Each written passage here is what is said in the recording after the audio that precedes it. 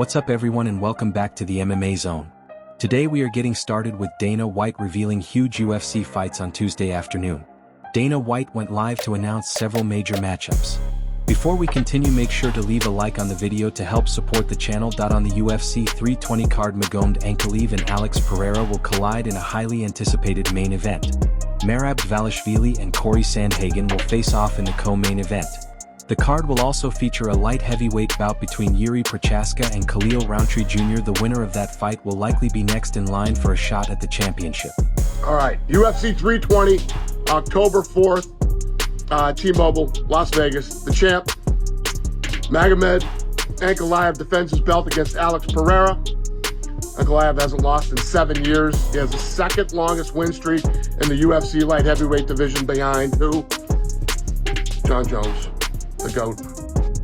Let the hate begin. Pereira, former two-division champ, 10 of his 12 wins have come by knockout, and he has the highest striking accuracy in the light heavyweight division. The co-main event for that fight will be Merab versus Corey Sandhagen. Merab is on a 13-fight win streak. Sandhagen's ranked number 3. Another bad fight on that card is Yuri Prochaska versus Khalil Rountree. I don't need to say anything else. For those of you that know, you know. That is a bad fight. Should be a fun one. Mag was quick to react on social media, predicting a knockout victory. Dana White announced my next fight on October 4th. I'm knocking Alex out this time. There is no other way.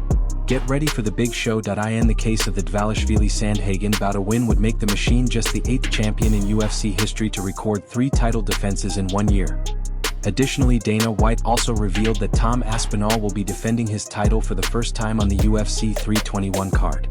UFC 321 is scheduled for October 24th and October 25th at Etihad Arena in Abu Dhabi. Tom Aspinall will face Ciryl Gane. Aspinall has 15 wins and all of them have come by finish. Gane is the number 1 ranked heavyweight. Tickets go on sale this Friday through Etihad Arena AE and Ticketmaster AE.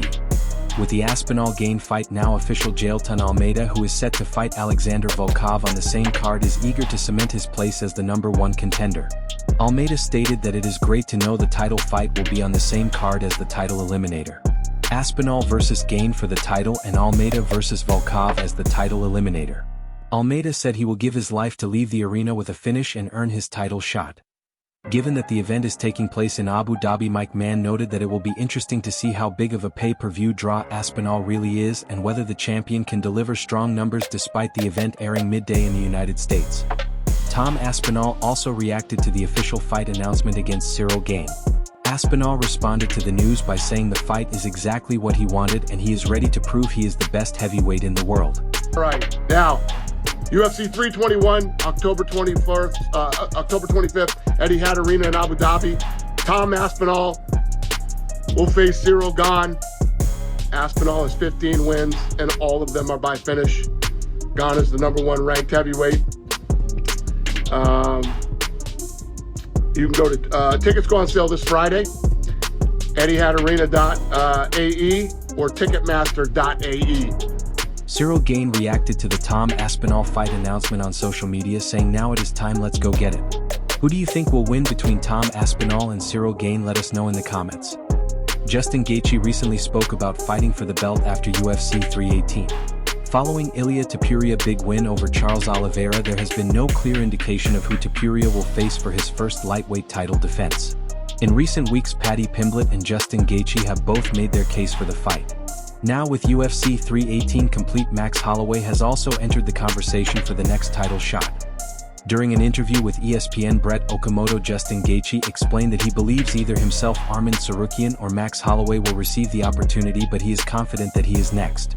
Gaethje said he has already said his piece and now he just needs to train and stay ready. He hopes the fight is against Ilia Topuria in November at Madison Square Garden and said that is what he is trying to speak into existence.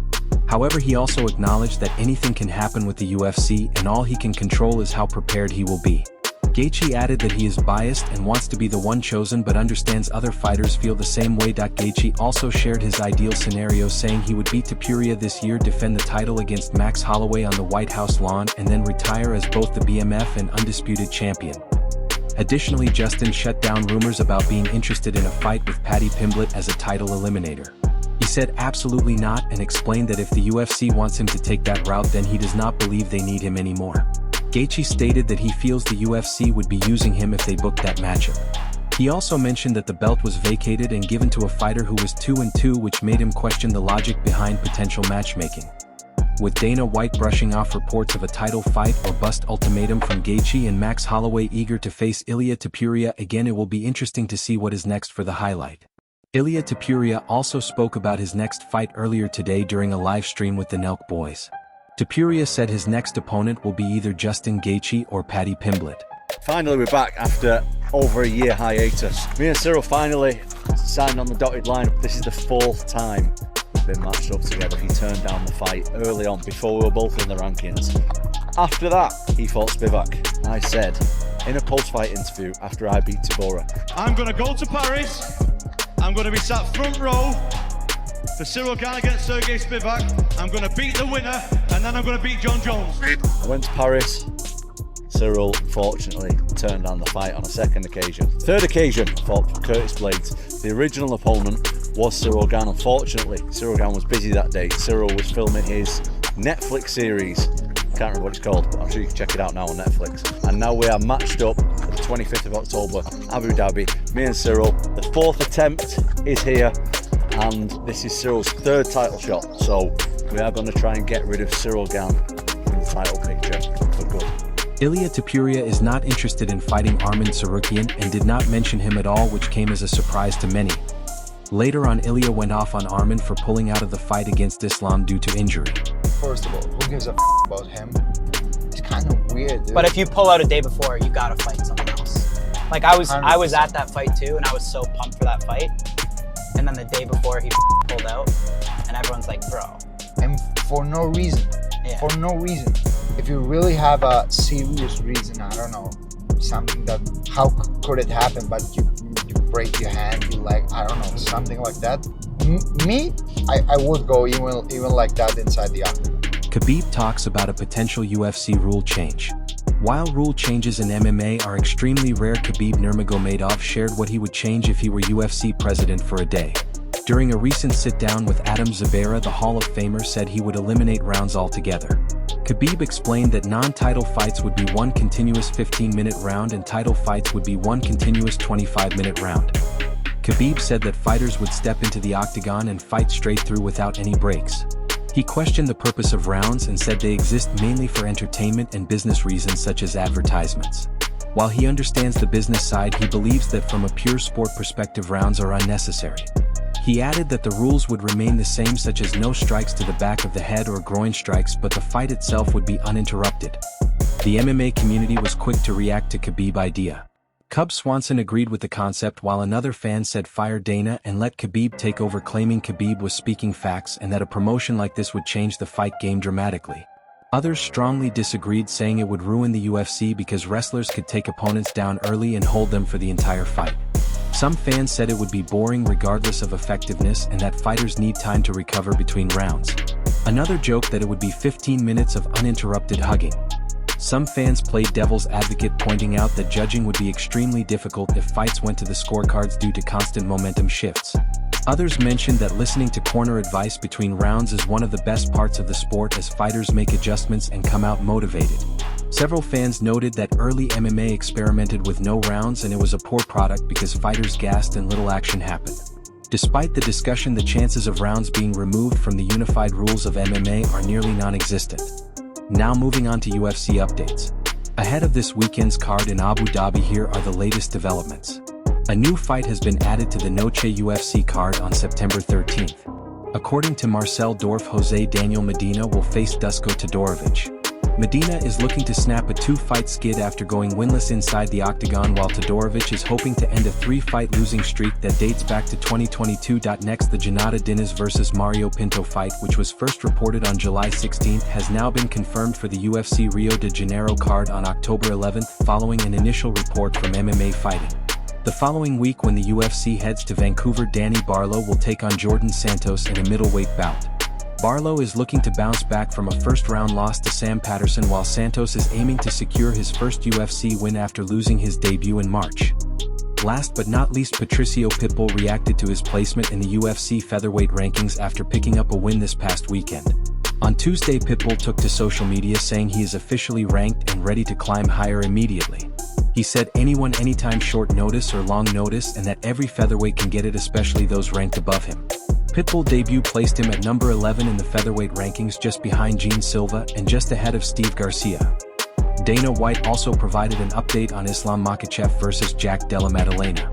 While Dana's big announcement earlier this week included 3 title fights across the UFC 320 and UFC 321 cards, the welterweight title fight between Makhachev and Della Maddalena was not mentioned. During the live stream, White said they are still working on Islam and that news will be coming soon. According to Damon Martin, the fight is now likely to take place at Madison Square Garden in November or the T-Mobile Arena in December. Khabib also weighed in on the matchup, saying that Jack Della Maddalena may be the toughest opponent of Islam's career. He explained that if he were preparing Islam for either Ilia Topuria or Jack, he would be more concerned about Jack. Khabib also broke down the upcoming middleweight title fight between Khamzat Chimaev and Dricus du Plessis, which is set for UFC 319 in Chicago. Speaking with Adam Zabara, Khabib said Chimaev may not need to rely solely on his wrestling. He described du Plessis as tough, aggressive and high volume but not very accurate. Khabib believes Chimaev is the better boxer in a straight striking matchup, but warned that pushing too hard early without a finish could drain his energy. He also pointed out that Chimaev has never been in championship rounds, while du Plessis has valuable experience. Despite Dana announcing several major fights this week, the co-main event for UFC 319 has still not been revealed. Finally, Ben Askren provided a positive update on his health. Less than a month after undergoing a double lung transplant, Askren shared that he is officially heading home. While he is still learning how to walk again, he remains in good spirits and will continue his recovery at home. Islam, yeah, we're working on Islam. We'll have some Islam news soon. As Askren continues his recovery, it is clear that he has the full support of both the MMA community and the wrestling community behind him. Ilia Topuria also went off on Max Holloway over the BMF belt. Topuria criticized Holloway, saying he cannot be considered the BMF if he has been knocked out in the past. Ilia also accused Max of running away during the first 10 seconds of their fight when he pointed to the ground. Topuria made these comments earlier this morning during a live stream with the Nelk Boys. What's up, guys? Day 59. I'm out. With my beautiful wife, supportive. Man, that was a long journey, and it's not over because I still can't really walk. I reteach myself to do that, among many other things. I guess I can make light of it because it was me, and I don't really remember it. But Amy, how close was I to? Too close a few times. Oh man, I remember. I don't remember 35 days of this journey. The last, I think surgery was 24, 25 days ago. It was hard. It was hard. And I said this already in one of the videos, but the support you guys gave me, whether it was sending a GoFundMe, whether it was helping my kids and wife get through it, I had friends come from all over the country to just like hang out for a couple days. It meant so much. It was so great to just have all the support and all the love, and hopefully I'm not in this situation again for a really, really, really long time. I plan on living a while. So thank you guys again, all the positive support, all the comments online, everything. It means so much. Love you guys. Do you agree with Ilia and think that Max should not be considered the BMF after being knocked out by Ilia if they were to have a rematch at 155? Who do you think would win? Let us know in the comments below. We have a favor to ask. Help us reach 200,000 subscribers on MMA Zone by subscribing and turning on notifications for daily MMA content. We seriously rarely miss a day. How about, I guess now, I think Max Holloway said he was like, he doesn't like how you're walking around with the BMF belt and stuff. That's not my problem. I just knocked him out. Yeah, I guess they're saying that's an option for a rematch too. I don't agree with that. Like, you just knocked him out. I just knocked him out. Yeah. Like how you can still being the BMF if I knock you out. I just told you, I point to the ground in the first 10 seconds. You run away. Then I caught you anyways, then I put you to sleep. And you still the BMF? How's that?